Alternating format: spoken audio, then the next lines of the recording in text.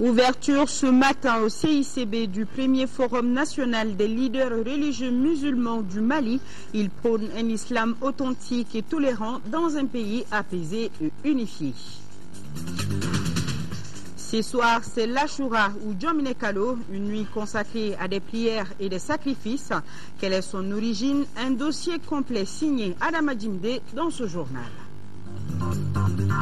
Nous irons à Bankoumana pour la deuxième édition du festival multiculturel, conférences, débats, visites de sites touristiques et animations seront les temps forts de ce festival. Voilà pour le sommaire, mesdames et messieurs. Merci de nous suivre sur le RTM. Bienvenue à ce journal. Journal que nous commençons avec cette audience accordée hier par le Premier ministre Dr Cheikh Modibo Diarra à l'amicale des Diawandé. Elle était conduite par Mamadoula, le douanier de l'amicale, avec le chef du gouvernement. La délégation a parlé de la crise qui traverse notre pays. Les membres ont réitéré leur soutien au gouvernement du Mali. Pour eux, le Mali demeure un et indivisible et la communauté Diawandé sera toujours prête à le soutenir là où besoin sera. Le secrétaire général de l'amicale a aussi procédé à une présentation de l'association qui existe depuis plus d'une cinquantaine d'années. Le Premier ministre a quant à lui salué cette marque de confiance à l'endroit du gouvernement et a chaleureusement remercié le groupe pour s'être déplacé en ce vendredi saint afin de prodiguer des prières pour un rapide retour de la paix au Mali. Des prières, il y en a eu également ce matin au Centre international de conférence de Bamako. Les leaders religieux musulmans du Mali étaient réunis à la faveur de leur premier forum national. Le thème retenu pour cette rencontre est « Ensemble pour un islam authentique dans un pays apaisé et unifié ». Les détails, c'est avec Adama Djimde.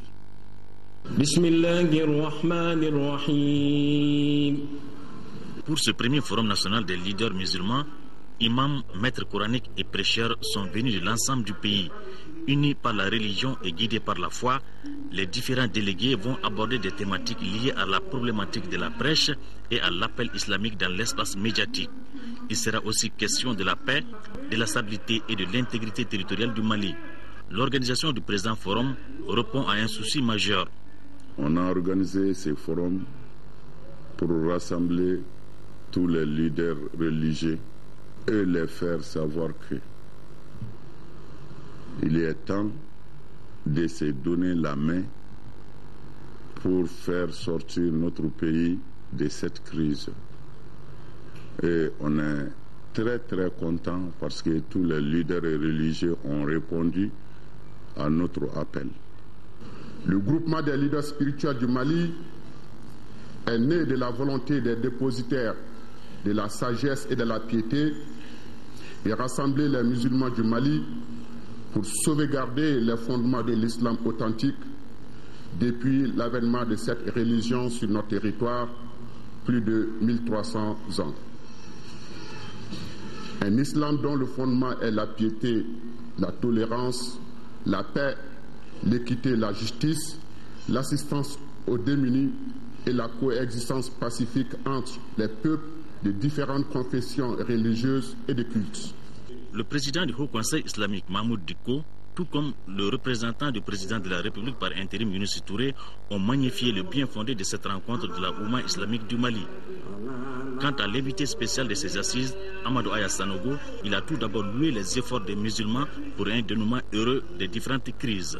Je tiens à féliciter toute la imam islamique, les leaders religieux, les imams, nos grandes personnalités. Parce que cela doit quand même servir de signal fort pour ce pays. Parce que tant qu'on se retrouve autour de ce que nous unit comme foi, et je pense qu'autour de ça on peut construire beaucoup de choses. Et c'est sur ça aussi qu'on peut quand même partir vers une union sacrée. Les participants réfléchiront également sur les aspects relatifs aux femmes et à la jeunesse musulmane face aux défis de l'éducation et du développement. Oui, pour l'éducation et le développement, oui aussi pour un rapide retour de la paix au nord Mali. Pour cela, selon les membres de l'Alliance Zassia, des forces patriotiques de résistance de l'Amsunen, du collectif des cadres sédentaires de Gao et de Gandako, seul un sursaut d'orgueil national pourra libérer le nord du Mali, occupé par des bandits armés et des djihadistes religieux. Pour susciter donc ce sentiment, ils étaient tous réunis ce matin au Palais de la Culture. C'était à la faveur d'une assemblée générale. Les précisions, c'est avec Daouda Sidiki Diarra.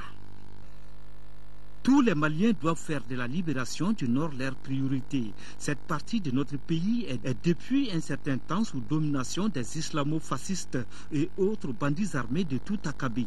Pour venir à bout de cet objectif, il faut un sursaut d'orgueil en conjuguant les efforts. C'est ce qu'a compris l'Alliance Zassia, la Satrey, en co-organisant cette assemblée générale avec les forces patriotiques de résistance, le collectif des cadres sédentaires de la région de Gao, Lamsnem et Gandakoui.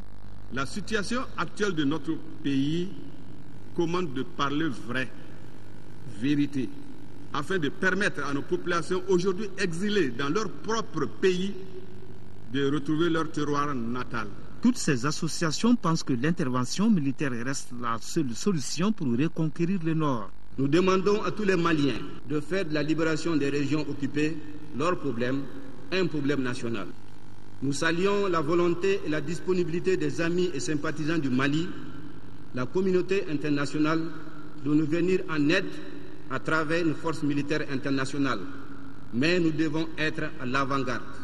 Notre armée doit être au premier plan, avec derrière elle tout le peuple malien. Il y a des préalables à écrire pour négocier la paix, mais combien de temps cela prendra-t-il? S'interrogent certains intervenants. Il faut faire la guerre d'abord, puis suivront les négociations, ont-ils ajouté. Par des négociations avec ceux qui ont égorgé nos enfants à Guénok, pillé nos biens, détruit les services publics, volé, violé nos filles et sœurs à Gao, Tombouctou et Kidal. À l'issue de l'Assemblée générale, une plateforme en 12 points visant à appuyer les sédentaires du Nord a été signée par les membres des différentes associations. Ouvrons à présent une fenêtre sur l'actualité politique du jour. Le stade Modibo Keïta a abrité cet après-midi un meeting d'information sur les concertations nationales à l'initiative d'une coalition des forces vives du Mali. Le meeting vise surtout à attirer l'attention de l'opinion publique sur la nécessité d'organiser des assises nationales. Selon les organisateurs, le temps est venu pour les Maliens de dépasser les aspirations personnelles. Le point avec Bourama Traoré dans notre édition de demain. L'Union des femmes du Mali pour les droits et la dignité dans la recherche de la solution à la double crise politique et sécuritaire au Mali fait passer sa voix par les médias. L'Union a organisé ce matin une conférence de presse sur les activités menées par ses membres. Il s'agissait d'informer les hommes de médias et les femmes venus de toutes les régions du Mali des actions entreprises par leurs consoeurs. Ramata Konaté a suivi cette conférence. Voici son reportage.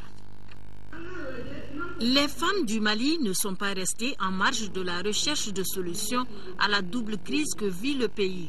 Elles ont fait le point des activités menées pour une sortie de crise. On a rencontré beaucoup les bailleurs de fonds pour leur dire mais comment un État déjà pauvre qui est à genoux, nous sommes en guerre, si vous arrêtez les financements, nous allons avoir des problèmes. Les femmes ont rencontré l'Union européenne, on a rencontré la coopération bilatérale pour leur dire mais on ne prend pas la télé pour le faire. Parce que nous pensons que nous sommes dans notre rôle. Pour que les Maliens puissent aller négocier, il faut qu'ils se comprennent à l'intérieur du Mali. Et pour ça, nous, on a utilisé comme prénom les familles fondatrices. Et quand on a été, notre seul objectif qu'ils s'entendent sur quelque chose pouvant faire avancer le pays. Et les assises, c'était ce qui a été dit par tout le monde. Tous les regroupements politiques étaient présents. Toute chose qui montre qu'il y a encore du chemin à faire pour une sortie de crise. Dans tous les cas, les femmes ont renouvelé leur engagement à poursuivre la médiation entre les différents acteurs. Au cours de cette rencontre, les conférencières et la chargée de mission du ministère de tutelle ont insisté sur la nécessité de renforcer l'union entre les femmes. Et restons avec les femmes, cette fois-ci celle du réseau des femmes africaines ministres et parlementaires. Elles ont tenu hier après-midi leur traditionnelle rencontre. C'était au cours d'une réception. Plusieurs sujets d'intérêt national tels que la situation actuelle des femmes dans les instances de prise de décision, les crises politiques et sécuritaires que traverse notre pays, entre autres, ont été abordés. Abdraman Maïga. À travers cette réception, le réseau des femmes ministres et parlementaires africaines offre à ses membres un cadre de dialogue de concertation. Cette rencontre a permis de renforcer la collaboration entre les femmes de l'exécutif et leurs consoeurs du Parlement. Elles ont, à travers cette rencontre, discuté de certaines préoccupations relatives à la population et au développement dans les différentes politiques publiques. Pour cette réception, le réseau des femmes ministres et parlementaires ambitionne de contribuer à la construction d'une nouvelle solidarité entre les femmes africaines en général et maliennes en particulier. Les femmes doivent se mobiliser pour apporter leur contribution en s'impliquant activement dans la gestion de la crise.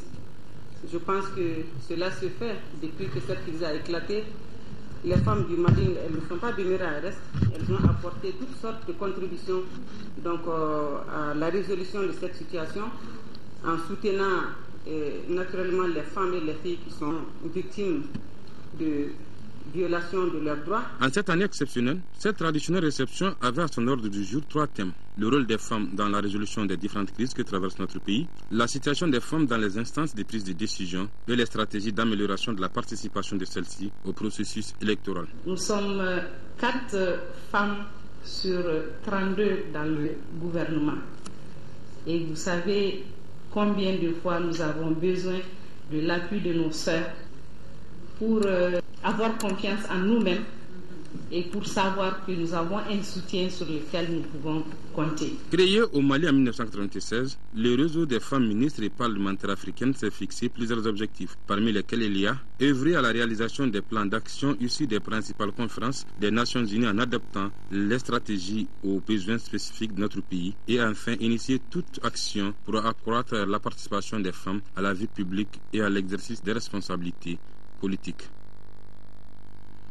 Partons à la place d'armes du camp Sundiata pour parler de la cérémonie de réconciliation entre les femmes du 33e régiment du camp Para du Djikoroni et celle de Kati, représentée au sein de l'association des femmes des camps. C'était ce samedi, une cérémonie placée sous la présidence du capitaine Amadou Aya Sanogo, président du comité militaire de suivi de la réforme des forces de défense et de sécurité, représenté par le colonel Prosper Traoré, commandant de la 3e région militaire.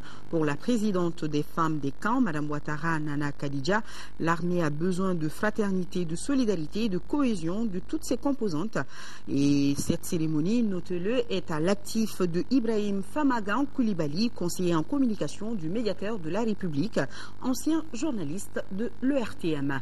Renforcement de coopération entre le Royaume des Pays-Bas et 3 ONG maliennes. Il s'est magnifié par la signature de 4 conventions de contribution pour un coût d'environ 27 milliards de francs CFA. Un montant qui sera injecté dans la sécurité alimentaire, la gestion de l'eau, la santé, de la reproduction et l'éducation professionnelle. Reportage Agibou Koulibaly. La première signature de convention de contribution porte sur un montant de 2 372 milliards de francs CFA qui sera mis à la disposition de l'ONG américaine Near-East Foundation. La deuxième signature concerne la formation professionnelle et l'insertion des jeunes dans le domaine de l'agroécologie au niveau du bassin du Niger avec l'ONG Swiss Contact pour un montant de 4 milliards de francs CFA. La troisième convention de signature, elle, concerne l'Opidine, outil pour la prédiction de l'inondation dans le delta intérieur du Niger avec l'ONG néerlandaise Wetland International à Sévaré-Mopti pour un montant de 196 798 000 francs CFA. Depuis l'année 2011, on a d'abord eu une crise de l'eau qui a donné une crise alimentaire et qui montre que vraiment pour répondre à cette crise, on a besoin de réactions professionnelles dans tout ce qui est gestion des ressources naturelles et production agricole. Les populations, ils ont besoin d'appui, ils ont besoin qu'on ne les abandonne pas et ils ne peuvent pas prendre, et nous on ne peut pas prendre de risque non plus de les abandonner.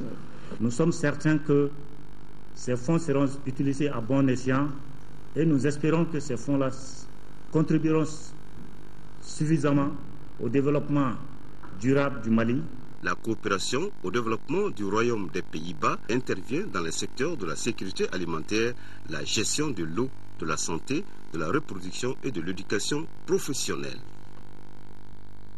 Visite de terrain du ministre de l'Agriculture ce matin à Sanakoroba. Le docteur Yaranga Koulibaly s'est rendu à la ferme de Moussa Kamara, un jeune producteur qui exploite 250 hectares dans la pisciculture, l'aviculture et autres. Nos envoyés spéciaux sont Nando Dambélé et Dramandjara. En choisissant de visiter la ferme de Moussa Kamara, le ministre de l'Agriculture ne s'est pas du tout trompé. Installé depuis 1999 sans grands moyens, Moussa exploite 250 hectares où il pratique la céréaliculture, l'arboriculture, le maraîchage et l'élevage de ruminants et de volailles. L'agriculture va de pair avec l'élevage. Donc quand on a des animaux, il faut les nourrir. Pour les nourrir, je pense que la meilleure manière, c'est vraiment produire soi-même leur alimentation. Utilisant les meilleures techniques culturelles et pastorales, Moussa s'attend à une production 576 tonnes de maïs, 4 tonnes 400 de mil, 2 tonnes 300 d'arachides, 200 têtes de bovins, 30 têtes d'ovins, 23 000 sujets de volailles, ce qui a suscité toute l'admiration du visiteur du jour. C'est dans le cadre du suivi de la campagne agricole, mais aussi dans le cadre de la réflexion que nous nourrissons actuellement sur la création d'une agroville qui va beaucoup impliquer les jeunes. Que nous avons vu M. Kamara, lequel a d'ailleurs été très sensible aux doléances formulées, lesquelles sont relatives à la subvention sur les intrants agricoles, le renforcement des capacités et la dotation en matériel adéquat. Moussa Kamara, qui produit 480 tonnes de fumure organique sur place et de l'aliment bétail, emploie 30 manœuvres permanents, 41 saisonniers et un ingénieur zootechnicien. D'une visite à une autre, celle effectuée par le ministre de l'Environnement et de l'Assainissement à la station d'épilation des eaux usées de Mopti. Le ministre Sakara a aussi présidé l'ouverture des travaux de la première session de formation de la brigade anti-braconnage des éléphants du Gourma. Au RTM Mopti, Moustapha Doumbia. Cette première session de formation pour la lutte anti-braconnage des éléphants du Gourma regroupe les agents des cantonnements forestiers des cercles de Douanza, Rarous et Gao. Elle est initiée par le ministère de l'Environnement et de l'Assainissement à travers la Direction nationale des eaux et forêts, avec l'appui technique et financier de Wild Foundation. Participer à la lutte contre le braconnage des éléphants du Gourma, c'est adhérer à une cause noble. C'est concrétiser son engagement qu'il est possible de faire quelque chose pour sauver la nature. La présente rencontre d'échange d'expériences de 5 jours vise à former une équipe de forestiers maliens en vue de constituer une brigade de lutte anti-braconnage capable de faire face à la menace du braconnage des éléphants et à l'exploitation illégale des ressources naturelles du Gourma malien. L'éléphant est l'espèce emblématique du Gourma. C'est une population remarquable qui représente environ 12% de l'ensemble des éléphants d'Afrique de l'Ouest. Les hommes et les éléphants rivalisent de plus en plus pour les mêmes ressources, ce qui accroît les conflits. Ce phénomène est en partie responsable de la mort de plus de 30 éléphants en mai et juin 2010. En marge des travaux de la session, le ministre David Sagara et sa délégation se sont rendus à la station d'épuration des eaux usées de Mopti pour s'imprégner de son fonctionnement. Fin de mission pour le président directeur général de la CMDT dans la filiale Nord, Est et Centre. Après les usines du cercle de Koutiala, Salif Abdoulaye Sissoko était sur les sites de Djola et de Fana. La capacité globale d'égrenage des 4 usines du centre est de 138 000 tonnes. Le compte rendu de nos envoyés spéciaux d'Embawan, Mamadou Nyama Adjara et Moïse Traoré. La filiale centre du holding CMDT compte 4 usines, dont une à Dioula et une à Fana. Les usines ont été suffisamment révisées, aussi bien que les camions. Donc pour le moment, il n'y a pas de problème majeur. Seulement, on est un peu handicapé par le problème des pistes agricoles, parce que vous savez, avec la pluviométrie de l'année dernière, beaucoup de pistes ont été dégradées. Donc, il y a lieu de procéder à des travaux d'urgence sur ces pistes. La capacité globale des dites usines est de 138 000 tonnes. La production de l'OHVN et une partie de la filiale sud étant traitée à Fana. Nous sommes dans le cadre global de nos objectifs à Fana. Nous avons juste quelques petits réglages au point de vue transport à faire au niveau de l'usine de Dioula, mais je pense que c'est question de jours. Inch'Allah, d'ici 2 jours au plus tard lundi, nous allons régler tous les problèmes de transport sur le site de Dioula. Et comme on l'a dit ensemble avec les responsables de la filiale, les objectifs du FANA seront tous rattrapés d'ici la fin du mois de décembre, Inch'Allah. Présentement, 4700 tonnes ont été enlevées et plus de 200 millions versés aux producteurs. Cette année, on les a promis, une fois l'évacuation terminée, ils vont recevoir directement leur argent. Et dans son secteur déjà, il y a eu des coopératives qui ont reçu leur argent. Donc il est très content du déroulement de la campagne. Les 2 autres usines de la filiale centre du holding CMDT sont à Wole-Sebougou et à Bamako.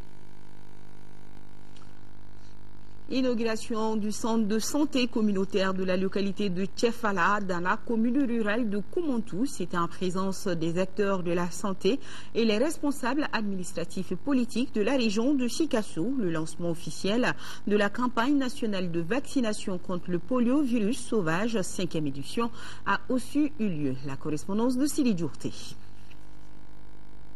En procédant à l'inauguration du centre de santé communautaire de Tchefala, dans la commune rurale de Koumantou, celle de Bougouni, le représentant du gouverneur de la région de Sikasso, Kamafili Sissoko, vient de prouver que la présente structure, une initiative de 5 relais de santé, va renforcer les actions des responsables à tous les niveaux afin d'améliorer l'accès des populations aux services de soins et de prévention. La réalisation de CESCOM a coûté plus de 21 millions de francs CFA, d'où une contribution de plus de 12 millions de francs CFA de la commune de Koumantou. Il comprend entre autres une salle de soins, une salle de consultation, une pharmacie et des équipements. Ainsi, le lancement de la campagne nationale de vaccination contre la poliomyélite a permis dans ce nouveau centre de santé au conseiller aux affaires administratives et juridiques du gouverneur de la région de Sikasso d'inoculer la première dose de vaccin. Il est impératif que nous nous engageons pour la réussite de la présente campagne et nous osons croire que l'ouverture d'un CESCOM à Tchefala est une opportunité pour relancer la vaccination de routine dans le cercle de Bougouni. Il s'agit au cours de cette campagne de renforcer la sensibilisation et l'information des populations. Et les gens continuent à sensibiliser. Et on rappelle aux parents des enfants que ce vaccin est inoffensif, ça ne fait rien aux enfants et que nous continuons à donner parce que dans la sous-région, il y a toujours des cas. Les campagnes de vaccination ont toujours permis de diminuer les cas de poliovirus sauvage en direction des enfants de 0 à 59 mois dans la région de Sikasso. À présent, je vous propose de suivre le résumé de l'actualité nationale marquée par une série de remises de dons, et c'est avec Ibrahim Traoré. À Kati, le président du comité de suivi de la réforme des forces de défense et de sécurité vient de remettre 5 tonnes de riz et 5 millions de francs CFA aux veuves des victimes de guerre. Le capitaine Amadou Ayasanogo réaffirme ainsi sa solidarité envers ces femmes. Son geste est doublement salué par les bénéficiaires et le commandant de la 3e région militaire. La représentante des veuves a saisi cette opportunité pour rappeler qu'elles sont confrontées à un problème de logement. La cérémonie était présidée par le capitaine Amadou Konari.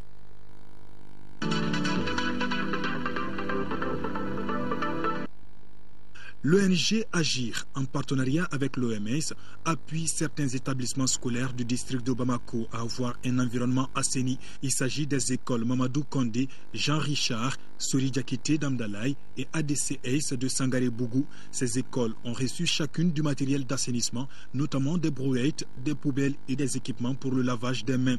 Occasion pour la présidente de l'ONG Agir d'inviter chacun à s'engager pour un changement de comportement.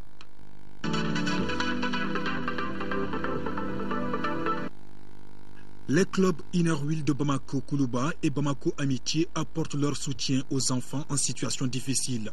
Ils viennent de remettre à l'association Sindiaton un chèque de 500 000 francs CFA. Dans la foulée, des sketchs ont été présentés sur les violences faites aux enfants. L'événement était présidé par le ministre de la Famille, de la Promotion de la Femme et de l'Enfant.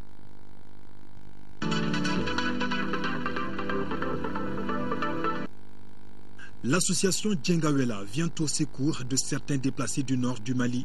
Elle a remis hier vendredi un important lot de médicaments et de vivres au ministère de l'Action humanitaire, de la solidarité et des personnes âgées. Le don a coûté plus de 2 millions de francs CFA. Un fonds collecté au cours d'un concert organisé la semaine dernière par l'association Djengawela.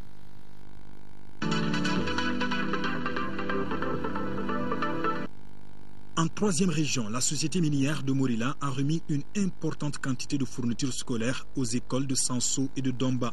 Un geste traditionnel qui vise à améliorer la scolarisation des enfants et à promouvoir l'éducation dans le monde rural. L'événement a mobilisé un beau monde autour des autorités locales.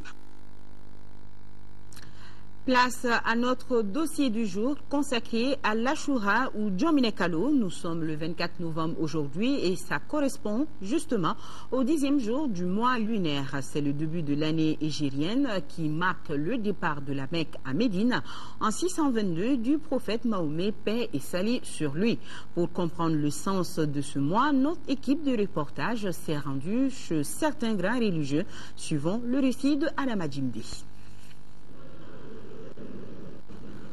En islam, Allah subhanahu wa ta'ala a privilégié, voire béni certains mois par rapport à d'autres. Parmi ces mois figure ce qu'on appelle communément Djominekalo. Ce mois lunaire correspond au premier mois de l'année égérienne qui marque le départ du prophète Mohammed, paix et salut sur lui, de la Mecque à Médine en 622. Quand il a été choisi par Allah en 610 comme prophète, il a commencé maintenant à véhiculer le message solitairement, dans la discrétion. En 613, c'est là maintenant il a commencé à faire sortir le message. C'est ainsi qu'il est devenu l'objet d'attaque. Et traité de tous les salmos, des persécutions, jusqu'à ce que les premiers disciples ont immigré. C'est en 622 qu'il lui a été ordonné par Dieu le Tout-Puissant de s'exiler. D'autres appellent l'exil, l'égir de Mohamed Ayatrib, etc. C'est effacé en 622. Djominekalo, appelé Al-Muharram en arabe, est un mois de référence, donc de bénédiction et de prière pour les fidèles musulmans. Selon certains érudits, sa célébration remonte à l'ère du deuxième calife de l'islam, Omar ibn Khattab. Dans notre société, comment ce mois est-il apparu? Cousins et cousines, c'est eux qui font cette histoire de Djomne. Pour venir, ne serait-ce qu'on ne viendra pas pour dire donne-moi de l'argent. Notre société ne connaissait pas ça. C'était la solidarité, c'était le partage. Donc quand tu viens balayer chez ton cousin, tu viens lui demander quelque chose en retour et sans pour autant avoir à le dire ouvertement. Entre la version islamique de 622 et la version traditionnelle de 1235, il existe 613 ans sur lesquels les chercheurs doivent nous édifier. La nuit de Ashura correspond au 10e jour du mois lunaire de Djomene. Ce jour-là, plusieurs événements se sont produits. Il faut kalo barkamado parce que Allah est fait chaman de kala herola parce que kira chaman be uyoka bonya soro. On dit que c'est un mois béni parce que c'est pendant ce mois que Dieu a apporté du bonheur au peuple. Plusieurs prophètes ont été honorés et beaucoup d'entre eux ont remporté des victoires sur l'ennemi. Parmi eux, Moussa, qui a vaincu le pharaon. Le prophète, paix et salut sur lui, a décidé de jeûner ce 10e jour et a promis d'en faire autant les 9e et 10e jours. Chaque musulman célèbre Ashura en sa manière. Pendant ce mois, il y a beaucoup d'actes qui sont recommandés aux musulmans. Faire la bienfaisance envers les parents, les orphelins, et faire un festin pendant ce jour, et faire des actes d'adoration parmi lesquels il y a la prière, il y a le jeûne, etc. En de pareilles circonstances, on prie toujours pour le pays. Je demande tout d'abord à Allah subhanahu wa ta'ala d'unir la communauté musulmane du Mali, de nous fortifier et aussi de nous aider pour l'unité de notre pays. Amen, que Dieu entende nos prières en ce jour béni. Sur un tout autre plan, le ministère de la Sécurité intérieure et de la Protection civile a procédé hier soir à une patrouille de grande envergure à travers le district de Bamako. Pour cette seule opération, environ 500 agents des forces de sécurité ont été déployés sur le terrain. La patrouille a été suivie par Agibou Koulibaly pour Mali Actualité. Cette patrouille de grande envergure a donné son coup d'envoi le vendredi soir à 23h27 dans la cour du groupement mobile de sécurité. Ici, les forces de l'ordre, composées de policiers, gendarmes et gardes, se sont rassemblées pour écouter avec attention les consignes du contrôleur général de la police, Amadi Soumentera. Vous avez pour consigne générale de procéder à des fouilles systématiques de tout véhicule suspect et les occupants. Procéder à l'interpellation des auteurs de support à 3 sur des engins à 2 roues. Éviter de poser tout acte pouvant ternir l'image du corps. Après les consignes données, les agents ont été répartis entre les 4 secteurs du district de Bamako. Ensuite, ils sont renvoyés sur le terrain. À 23h27, notre équipe de reportage s'est rendue au secteur 3 en commune 5, axe emprunteux, le rond-point de Calaban-Croix, l'intersection de Djikoroni-Calaban, le stop de l'ambassade d'Algérie. Pour certains usagers contrôlés, cette patrouille est salutaire, mais pour d'autres, elle doit être correctement menée. C'est normal.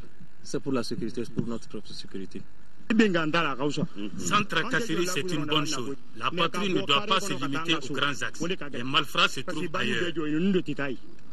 En 1 heure de balade après, au secteur 4 à Faladje, les hommes de Sirimon Tangara ont contrôlé quelques véhicules et motocyclistes. Là, un suspect a tenté de fuir. Il a été arrêté.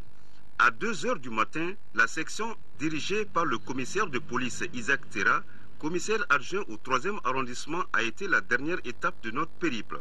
Il faut souligner que pour cette seule nuit de patrouille de grande envergure, environ 500 hommes et une trentaine de véhicules ont été déployés.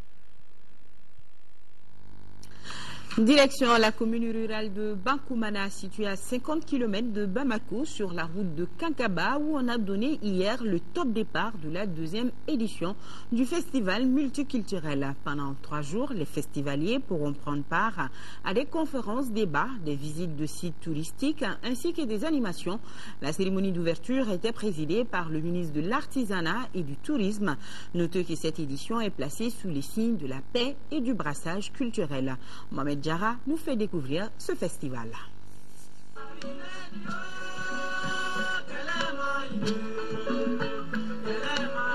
Cette chanson dédiée à la paix annonce les couleurs de la 2e édition du festival multiculturel de Bankoumana. Nous sommes dans le Mandi. Ce rendez-vous culturel est une initiative d'un groupe de jeunes qui ambitionne de faire de la culture un facteur d'intégration. Ce festival que nous plaçons une fois de plus sous le signe de la paix et du brassage culturel. Sans vous tous ici présents, ce festival n'aurait pu devenir ce qu'il est aujourd'hui. Nous pouvons demander la paix. Parce que dans la commune de Bankoumana, il y a plus de 15 ethnies. Et il y a toutes les religions. Faire de Bankoumana une destination touristique, cela est possible. D'ailleurs, la nouvelle politique du département de l'artisanat et du tourisme est de développer un tourisme national.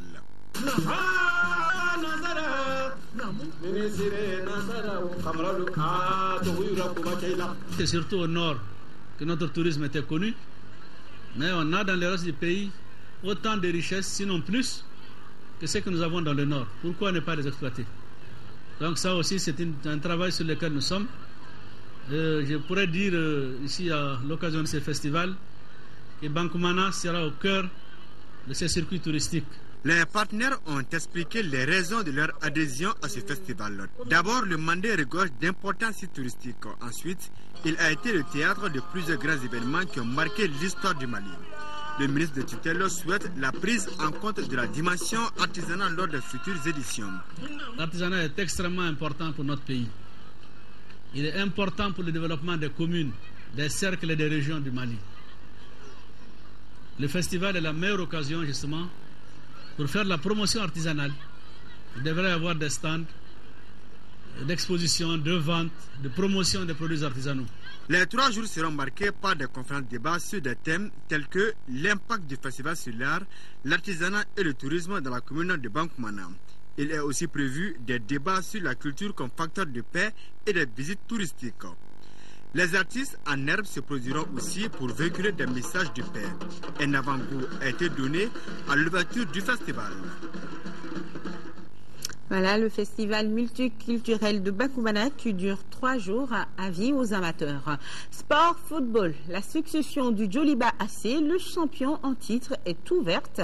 Le championnat national de Ligue 1 saison 2012-2013 a commencé hier.